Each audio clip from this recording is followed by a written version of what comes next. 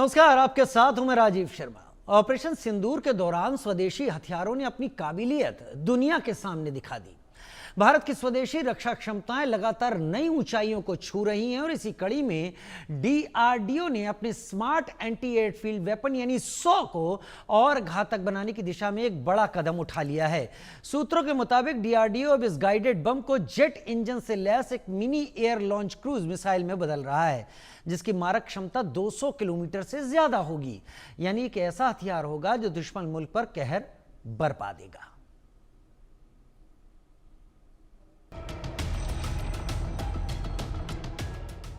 Operation सिंदूर का कामयाबी इतिहास के पन्नों में दर्ज हो गई है और इस कामयाबी के पीछे जिस बम यानी स्मार्ट एंटी एयरफील्ड वेपन ने कमाल किया और वो और घातक बनने जा रहा है, कैसे तो वो भी जान लीजिए। नई SAAW प्रणाली में अब एक टर्बोजेट इंजन, अतिरिक्त फ्यूल टैंक और आधुनिक इलेक्ट्रो ऑप्टिकल सीकर जोड़ा जा रहा है। यह तकनीक बम को न सिर्फ अधिक दूरी तक उड़ने में मदद करेगी, बल्कि यह अब चलते फिरते टारगेट जैसे मिसाइल लॉन्चर, मोबाइल रडार और अन्य सैन्य काफिले को भी दिन रात और हर मौसम में बेहद सटीकता से निशाना बना सकेगा। इस बम को मिसाइल बनाकर फाइटर जेट में लगाया जाएगा। भारतीय वायुसेना के सुखोई 30 MKI विमान पर SAAW को पहले ही तैनात किया जा चुका है। यह विमान एक बार में 20 से 32 SAAW यूनिट्स लेकर उड़ान भर सकता है, जिससे एक साथ दुश्मन के कई एयरबेस, रनवे या सामरिक संरचनाओं को ध्वस्त किया जा सकता है। यह बम को अधिक दूरी तक उड़ाने और चलते फिरते टारगेट को निशाना बनाने में कारगर साबित होगा। ऑपरेशन सिंदूर के तहत पाकिस्तान के रहीम यार खान एयरबेस पर हमला करने के लिए SAAW का इस्तेमाल किया गया था। यह पहली बार था जब SAAW का इस्तेमाल असली जंग जैसे हालात में किया गया। इस हमले ने दिखा दिया कि भारत अब दूर से भी दुश्मन के ठिकानों को सटीकता से खत्म कर सकता है। ऑपरेशन में इसकी क्षमता ने साबित कर दिया कि यह कितना जरूरी और सटीक मिसाइल सिस्टम है। Bureau report, India news. दो खास मेहमान हमारे साथ 100 को लेकर चर्चा के लिए इस वक्त हमारे साथ जुड़ रहे हैं। हमारे साथ जुड़ रहे हैं मेजर जनरल अनुज माथुर, सीनियर डिफेंस एक्सपर्ट के तौर पर, wing commander retired S Sudhakaran हमारे साथ, पूर्व अधिकारी इंडियन एयरफोर्स, वो भी हमारे साथ जुड़ रहे हैं। सबसे पहले मेजर जनरल अनुज माथुर, 100 एक ऐसा वेपन है, स्मार्ट एंटी एयरफील्ड वेपन, जिसका हमने असली जंग यानी ऑपरेशन सिंदूर में इस्तेमाल करके दिखा भी दिया। 100 किलोमीटर तक की इसकी रेंज है और इसको ट्रैक करना मुश्किल, क्योंकि अब तक इसको ग्लाइडेड के तौर पर इस्तेमाल किया जाता था। 2 मीटर लंबा करीब, कई सारे स्पेसिफिकेशन हैं, लेकिन बताया जा रहा है कि इसका इस्तेमाल ऑपरेशन सिंदूर में करने के बाद एक बात तो पुख्ता हो गई कि इसको एडवांस स्टेज में ले जाया जा सकता है। और एडवांस स्टेज में ले जाए जाने की जो डीआरडीओ तैयारी कर रहा है, इसके साथ एक इंजन लगाकर इसकी रेंज 200 किलोमीटर तक बढ़ाने की। 100 कितना खतरनाक है, क्योंकि ये इंडिजीनियस है, इसकी टेक्नोलॉजी हमारी है, कितना जंग में हमारे काम आ सकता है और आया है। जय हिंद राजीव। जय हिंद सर। सबसे पहले तो मैं आपको ये बताना चाहता हूं, देखिए कि इंडिजिनस वेपन सिस्टम्स के सबसे बड़ा जो लाभ होता है वो ये होता है कि जब भी आप उस वेपन की उसके अंदर कोई थोड़ा बहुत इंप्रूवमेंट हो सकता है, तो वो इंप्रूवमेंट कंटिन्यूअस चलता रहता है। उसका सबसे बड़ा फायदा, अगर आपने ऑफ द शेल्फ कोई इक्विपमेंट या कोई वेपन सिस्टम खरीद लिया, तो जिस भी हालत में वो वेपन सिस्टम है, जो भी उसकी काबिलियत है वही रहेगी, उसको आप इंप्रूव जहां तक संभव है नहीं कर सकते। तो सबसे बड़ा एडवांटेज यही था जब हमने SAAW को रहीम यार खान के खिलाफ बहुत सक्सेसफुली अप्लाई किया। उसके बाद ये देखा गया कि देखिए सबसे बड़ा आवश्यकता राजीव ये होती है कि हम स्टैंड ऑफ रह करके और एनिमी के टारगेट्स को हम अटैक करके उनको डिस्ट्रॉय कर सके। स्टैंड ऑफ के लिए 100 किलोमीटर रहीम यार खान तक ठीक है, लेकिन आप देखेंगे कि जो उनके और भी ठिकाने हैं, उन ठिकानों तक पहुंचने के लिए शायद हमको उनके एरिया में जा करके और फिर उसके ऊपर हमला करने की आवश्यकता पड़ेगी। तो इसलिए ये जरूरी था कि कोई ऐसा तरीका, टेक्नोलॉजी डेवलप की जाए कि इसकी रेंज बढ़ा सकें। तो अब ये जो टर्बो टर्बो इंजन इसके अंदर ऐड किया जा रहा है, और उसके साथ साथ इसकी लंबाई भी बढ़ाई जा रही है, और इसकी रेंज जो है वो लगभग 200 या 200 से भी थोड़ा ज्यादा किलोमीटर हो जाएगी। उससे क्या होगा कि जो लेह लद्दाख में, जो गिलगित बाल्टिस्तान, हुंजा, उस तरफ के जो एयरफील्ड्स हैं वो भी, क्योंकि प्राइमरीली ये एंटी एयरफील्ड वेपन सिस्टम है। अब दूसरी बात, ये जो पहले वाला SAAW था, वो कहीं ना कहीं एक चीज उसमें कमजोरी थी, वो ये थी कि वो मूविंग टारगेट्स को एंगेज उतना करेक्टली, उतना एक्यूरेटली नहीं कर पाता था। ये भी एक बड़ा भारी लेसन जो था हमारे पास, हमने सीखा।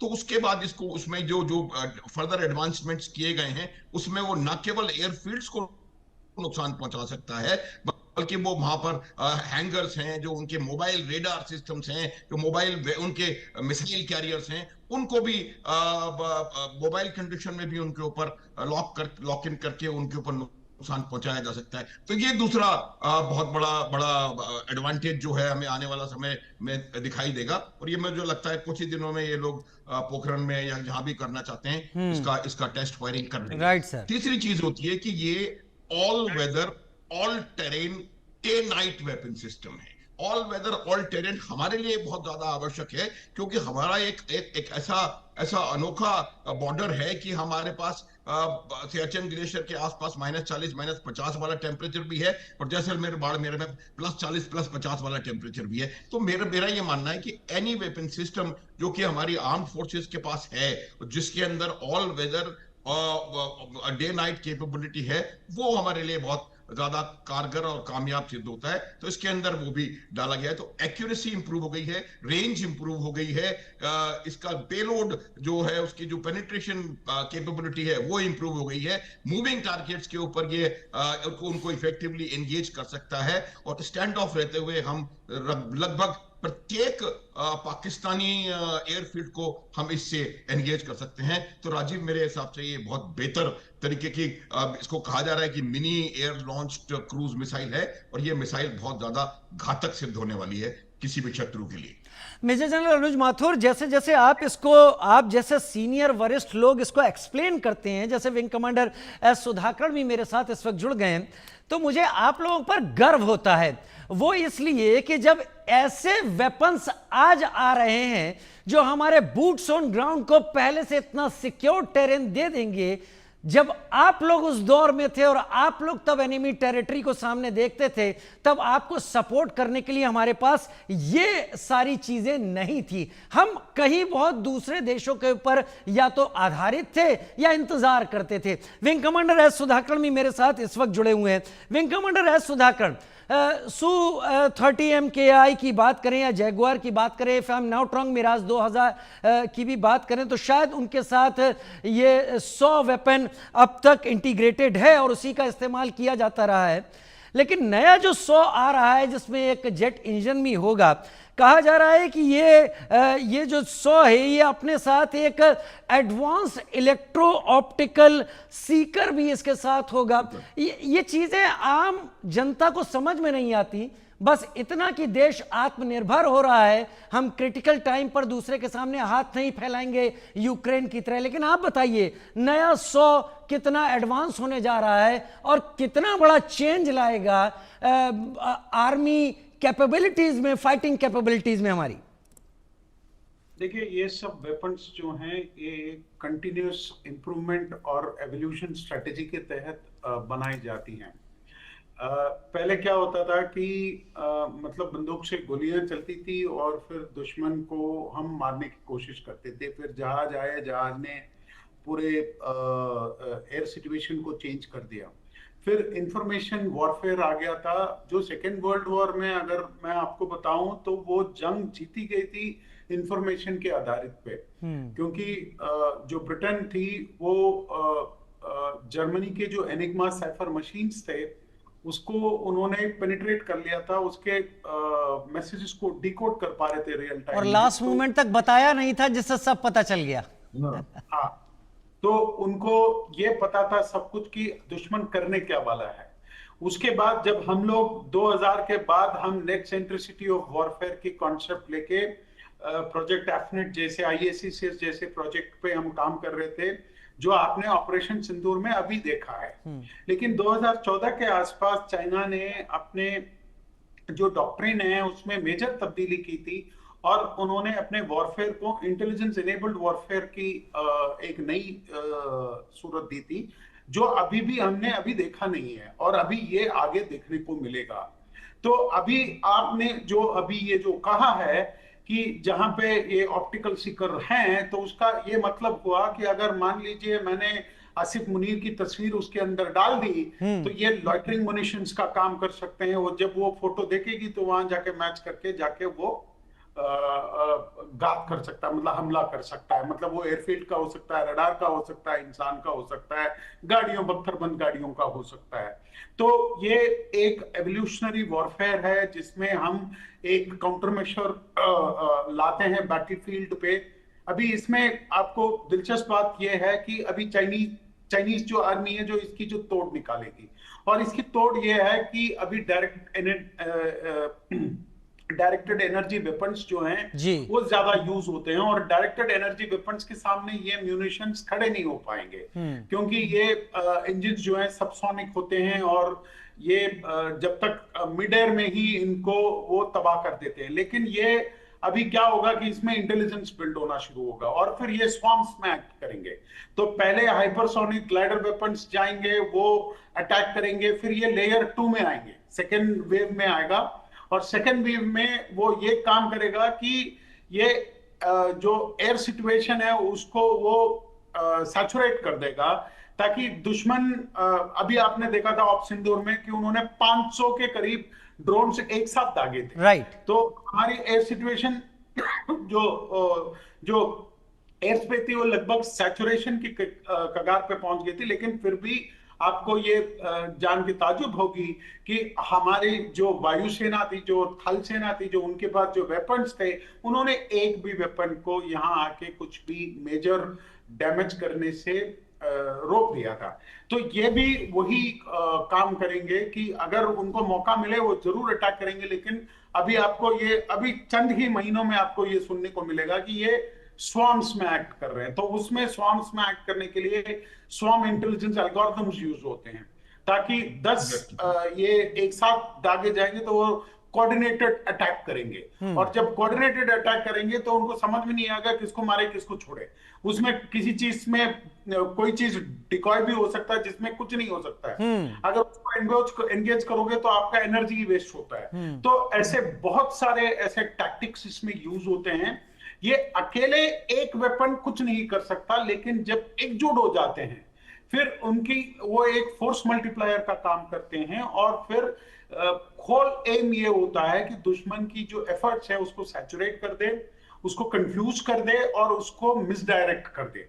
फिर उसके बाद आपकी जो असली जो वेपन सिस्टम्स है जैसे ब्रह्मोस है और जो आगे के जो क्रूज मिसाइल्स है, टेरेन हागिंग मिसाइल्स जो आ रहे हैं, हाइपरसोनिक मिसाइल्स जो आ रहे हैं, फिर जाके वो सटीक हमला करेंगे, क्योंकि तब तक उनकी जो एयर डिफेंस कैपेबिलिटीज होती हैं, जो वेपन्स, जो न्यूट्रलाइजिंग वेपन्स होती हैं, उनको वो न्यूट्रलाइज कर पाएंगे। तो ये एक इंटेलिजेंस एनेबल्ड वॉरफेयर की तरफ हम जा रहे हैं, और मुझे ये लग रहा है अगले 5-7 साल में ह्यूमंस का इस डिसीजन लूप में बहुत कम रोल रहेगा। हम एक combat at zero human loss उसकी तरफ बढ़ रहे हैं। आपने ऑलरेडी देख लिया कि इस बार हमारी एक भी जहाज ने सीमा क्रॉस नहीं किया था, क्योंकि एक पायलट की जो जान होती है बहुत कीमती होती है। तो इसलिए अभी सिस्टम्स ऐसे आ चुके हैं, एयर डिफेंस इतना सटीक हो चुका है, तो it will be a technology-led warfare which will be primarily dictated by the intelligence component। और जो इंटेलिजेंस एनेबल्ड वॉरफेयर की जो मैं बात कर रहा हूँ वो combat at zero human loss वाली फिलॉसफी लेके चलेंगी। तो ये सब आप जो टेक्नोलॉजी देख रहे हैं ये उसी का नतीजा है कि हम ये इवॉल्व हो रहे हैं, और ये नई नई टेक्नोलॉजीज रोज हमें देखने को मिल रहा है। हमें देखने को मिल रहा है ये सारा कुछ, जो कुछ हमारे दर्शक इस वक्त हमारे वरिष्ठ मेहमानों से समझ रहे हैं। स्मार्ट एंटी एयरफील्ड वेपन यानी 100 के बारे में, इसको समझते चलिए, क्योंकि आपको भी जो चीजें दिख रही हैं वो कई बार कंफ्यूजिंग होती हैं। जैसे इंफॉर्मेशन वॉरफेयर की बात हमारे दोनों मेहमान कर रहे थे, तो ये दोनों मेहमान भारत की कैपेबिलिटीज को सही तरीके से ज्यादा बढ़ा चढ़ा कर नहीं, एकदम एग्जैक्ट एक्यूरेटली आपके सामने रख रहे हैं, जिससे आप समझ सके कि ऐसा ही इंफॉर्मेशन वॉरफेयर हमारे वेपन के बारे में अगर हमारा एडवर्सरी कर रहा है तो वो शायद आपको एक गलत पिक्चर दे रहा होगा और हमारे मेहमान कहीं बेहतर तरीके से चीज सामने रख रहे होंगे। सर, 200 किलोमीटर की रेंज, मेजर जनरल अनुज माथुर, या उससे भी आगे, यानी पाकिस्तान की जो स्ट्रेटेजिक डेप्थ थी उसको और ज्यादा श्रिंक कर देना और अंदर तक पेनिट्रेशन दे देना। लेकिन एक शब्द होता है हीट सिग्नेचर्स। क्या हीट सिग्नेचर्स को भी ये मिसाइल, ये 100 रीड कर सकती है और जाकर वहां पर स्ट्राइक कर सकती है? बिल्कुल बिल्कुल राजीव, आपने बिल्कुल सटीक बात बोली है। देखिए, हीट सिग्नेचर,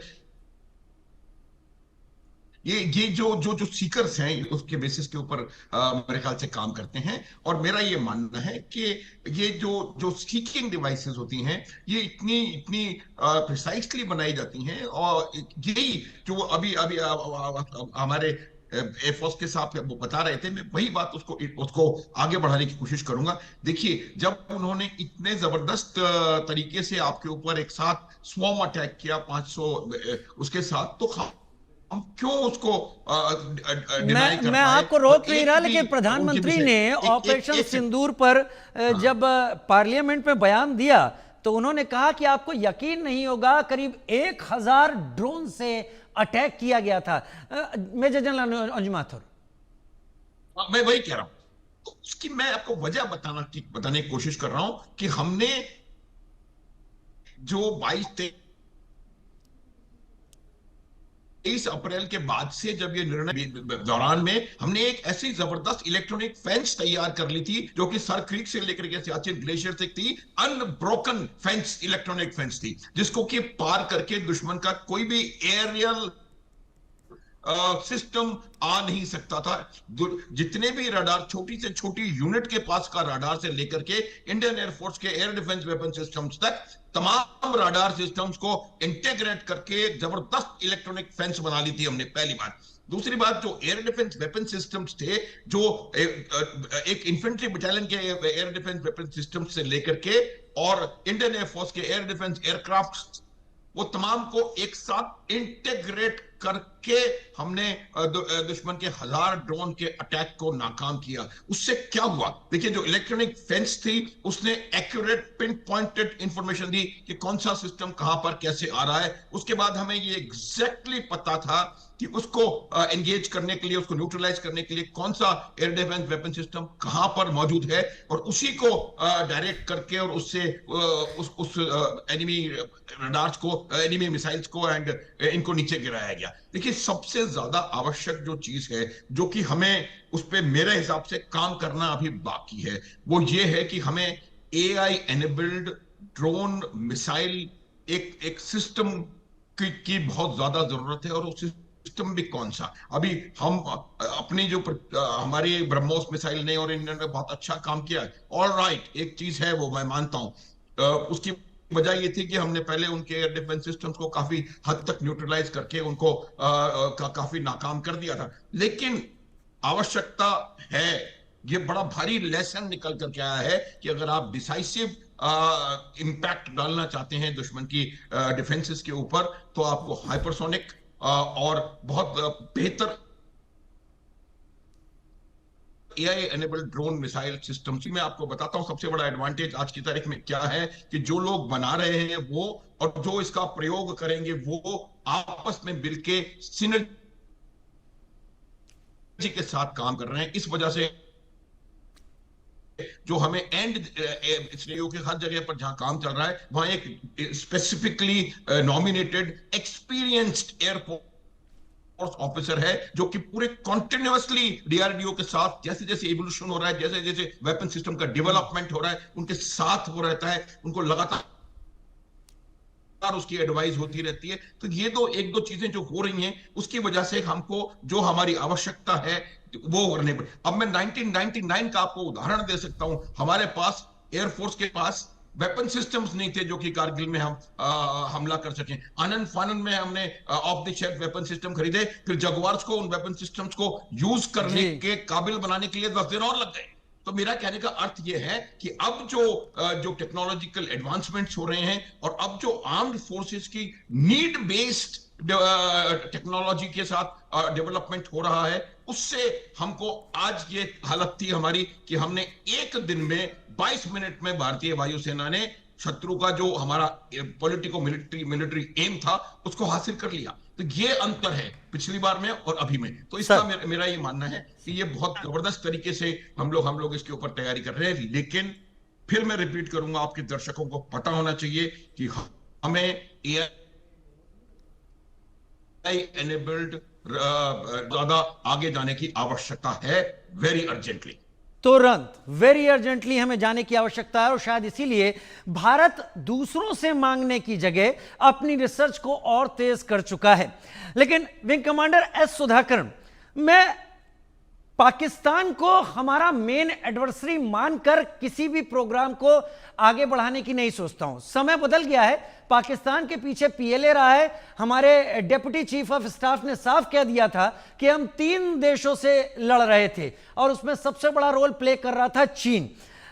ये जो हमारा 100 वेपन है जिसको हम Su-30 MKI हो, जैगुआर हो या फिर मिराज 2000 हो या बाकी जो अगर तेजस के साथ भी इसको हम इंटीग्रेट करते हैं और तेजस भी इन्वॉल्व होता है, तो स्कर्दू और सरगोधा, स्कर्दू पड़ता है POK में, मेरे दर्शक भी समझे क्योंकि अभी विंग कमांडर भी समझाएंगे। लेकिन अगर हम चाइना की LAC को देखें, क्या 100 का नया वर्जन जो 200 किलोमीटर तक वार कर सकता है, स्ट्रेटेजिकली LAC के पार टिंगरी, लहुंजे और बुरांग, ये जो चाइनीज एयरफोर्स के बेसेस हैं जो आई होप शायद 150 किलोमीटर के अंदर अंदर हैं, इन्हें बहुत अच्छी तरीके से टैकल कर पाएगा सेफ डिस्टेंस पर रखते हुए हमारे पायलट्स को, हमारे फाइटर प्लेन्स को? देखिए, ये ऐसे एक बाइनरी क्वेश्चन नहीं है कि मैं आपको इसको यस और नो में आंसर कर दूं, क्योंकि जो पाकिस्तान है और चाइना है क्वालिटेटिवली अलग अलग दुश्मन है। और चाइना हमसे जो वेपन्स, उसकी इंटेलिजेंसाइजेशन और उसकी टेक्नोलॉजी में हमसे कई गुना ज्यादा आगे है। राइट। जो इंडिजनाइजेशन मशीनरी है वो हमसे बहुत गुना आगे है। मैं रेटोरिक्स के लिए मैं चाहे कुछ भी बोल दूं, लेकिन हकीकत आज के डेट में ये है कि भारत ने पिछले 70 साल में जो गलतियां की है उसकी हम आज सजा भुगत रहे हैं। Exactly. भले ही 10 साल में हमने काफी आगे, मतलब काफी। विंग कमांडर, आप सच बोलिए, आप सच बोलेंगे, मुझे भी अच्छा लगेगा, मेरे दर्शकों को भी अच्छा लगेगा। भले ही हमने 10 साल में काफी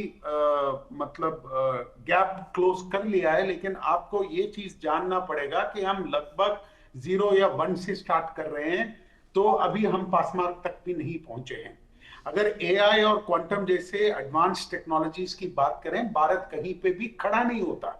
बाकी मैं रेटोरिक्स के मामले में मैं कुछ भी आपको बता दूं, हमारी ना सोच उस तरफ अभी इवॉल्व हुई है और मैं इस मामले में इस गवर्नमेंट से खुश भी नहीं हूं। ना गवर्नमेंट से खुश हूं, पॉलिसी तो आप पूछो ही मत। तो अभी हम गुहार लगा रहे हैं, बार बार कह रहे हैं कि आपको बहुत कुछ करना है। ना हमारी R&D में फंड सही जा रहे हैं और फंड सही दिशा में भी नहीं जा रहे हैं। हम बस रेटोरिक्स और स्पेक्टेकल में खोए हुए हैं और इसको हमें चेंज करना पड़ेगा। मैं आपको एक छोटा सा उदाहरण देता हूं। आप अपने चारों तरफ अगर आप देखेंगे, आपको क्रिकेट ग्राउंड मिलेंगे, हर बच्चा बैट और बॉल लेके क्रिकेट खेलते हुए मिलेगा, लेकिन आपको उतने लेबोरेटरीज नहीं मिलेंगे जो ये एडवांस टेक्नोलॉजीज पे काम करते हैं। Right. आपको एंटरटेनमेंट और IPL जैसे चीजों में टैक्स की इजाफा मिलेगा, लेकिन जो scientific research and development community है उनके लिए एग्जम्पशन नहीं मिलेगा। उसकी GST कभी कभी 28% तक पहुंच जाती है। तो हमारी प्रायोरिटीज कहीं ना कहीं अभी भी ठीक नहीं है, उसको हमें सुधारना पड़ेगा। हाँ, अगर आप पाकिस्तान के खिलाफ मुकाबला कर रहे हो जो एक कंगाल देश है, मैं मानता हूं कि हम ऊपर हैं। नहीं, मैं उसे एडवर्सरी मान ही नहीं रहा है। सुधाकरण साहब, you are bang on right. आप दोनों इस बात को जानते हैं, हम चाइना को ही देखकर अपने को तैयार करें तो ज्यादा बेहतर है। बिल्कुल, तो यही मैं कहना चाह रहा हूं कि क्योंकि अभी आने वाली जो वॉरफेयर है वो इंटेलिजेंस एनेबल्ड वॉरफेयर होने वाली है और उसकी टेक्नोलॉजी में हम कहीं खड़े नहीं हैं। ये मैं आपको समझा दूं। एक लार्ज लैंग्वेज मॉडल हम 6 महीने पहले हमारे मंत्री साहब ने आके बोल दिया 6 महीने में बना देंगे, मजाक नहीं है। आपकी तैयारी नहीं है। जब तैयारी नहीं है आप कहां से बना लोगे? आपके पास यहाँ पे बेसिक इंफ्रास्ट्रक्चर नहीं है उसको बनाने की, ठीक है, उसकी अंडरस्टैंडिंग नहीं। मेजर जनरल अनुज माथुर, मेजर जनरल अनुज माथुर, मुझे लग रहा है कि विंग कमांडर एस सुधाकरण कड़वी दवाई इस वक्त पिला रहे हैं। और कड़वी दवाई का मतलब यह नहीं कि उसे थूक देना चाहिए, वो सेहत को ठीक करती है, ये एक्सपर्ट कहते हैं। वाकई क्या हम चीन को रखकर अभी उतना तैयार नहीं हैं? राजीव देखिए, मैं बिल्कुल 101% उनसे सहमत हूं। मैंने भी यही कहा था कि हमें बहुत अर्जेंटली रिक्वायरमेंट है हमारे को एआई। आप देखिए जो हमने ब्रह्मोस फायर किए हैं वो कहाँ है? मतलब अगर आप हाइपरसोनिक मिसाइल सिस्टम को देखना चाहेंगे या एआई एनेबल्ड ड्रोन सिस्टम्स को देखना चाहेंगे, हम लोग कहीं नहीं है। तो मेरा ये मानना है कि बहुत जरूरी आवश्यकता है, वरना हम ये इतना मैं बता सकता हूं कि अपनी डिफेंस करने के लिए हम बिल्कुल सक्षम हैं किसी भी शत्रु के खिलाफ। लेकिन अगर आपको डिसाइसिव बैटल अगर जीतनी है, अगर आपको करना है, तो बहुत ज्यादा काम करने की जरूरत है, बहुत अर्जेंटली काम करने की जरूरत है। लेकिन मैं थोड़ा सा डिसएग्री इसलिए करूंगा कि पिछले 10 सालों में काम जरूर हुआ, ये रिटोरिक नहीं है इसमें, क्योंकि पहले उन्होंने आरएनडी में फंड्स भी जाने शुरू हुए हैं। आरएनडी में एक फेयर परसेंटेज जो है बजट का, कैपिटल उसका जा रहा है, बहुत कम है, ये मैं पूरी तरह मानता हूं। लेकिन कुछ कदम उस तरफ उठाए गए हैं। लेकिन बात सुनने समझने की है, वो बिल्कुल सही है कि हमें, लेकिन कंपैरेटिवली हम वहां पर नहीं पहुंचे। एक लाइन और जी राजीव, 1 लाइन जी सर। तो मैं ये कह रहा हूं कि हमें अभी चाइना स्पेसिफिक या पाकिस्तान स्पेसिफिक ना हो करके अपना एम स्पेसिफिक होना चाहिए। Exactly. हम चाहते क्या हैं? अगर हमें मैं मानता हूं सर, मेरे पास समय कम है, मैं मानता हूं हम एम स्पेसिफिक बने ज्यादा बेहतर है। लेकिन जहां तक टिंगरी, लहुंजे और बुरांग, मेरे दर्शक समझे, ये वो स्ट्रेटेजिक चाइना के एयर बेसेस हैं जो एलएसी के ठीक पार 150 किलोमीटर पर हैं। और विंग कमांडर एस सुधाकरण की कड़वी दवाई ये है कि अभी हम मुकाबले के लिए उतना तैयार नहीं हैं, लेकिन हम तैयारी शुरू कर चुके हैं। जो देरी थी उसको छोड़ने की आवश्यकता है। बहुत धन्यवाद दोनों आप महानुभावों का मेरे साथ जुड़ने के लिए, अनुज माथुर सर और एस